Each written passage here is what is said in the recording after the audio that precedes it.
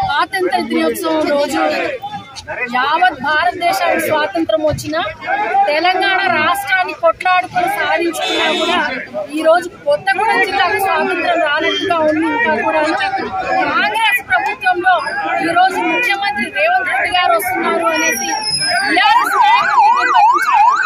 స్వాతంత్ర దినోత్సవం రోజు నిర్వహించడం ఎంతవరకు కరెక్ట్ అనేది ఇది యావత్తు కొత్తగూడెం జిల్లానే కాదు తెలంగాణ రాష్ట్రం సిద్ధపడాల్సినటువంటి విషయం. ఒక స్వాతంత్ర దినోత్సవం రోజు మరి ఇక్కడ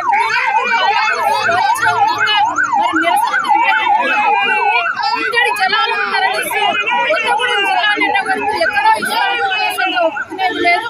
అక్కడ రైతులు సంతోషంగా ఉంటే కొత్తగూడెం జిల్లా రైతాంగం కూడా సంతోషంగా ఉండాలి. కొత్తగూడెం జిల్లా కూడా నీళ్లు రావాలి అనేటటువంటి ఉద్దేశం తప్ప ఎవరిని ఇబ్బంది పెట్టాలనే ఉద్దేశం లేదు.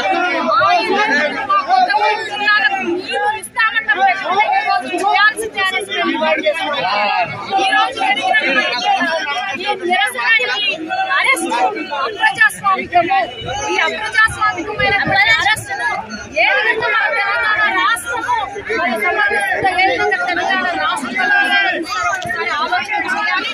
ప్రతి ఒక్కరిని కూడా కంకణబద్ధులని కాంగ్రెస్ ప్రభుత్వాన్ని ఎండగట్టాలి.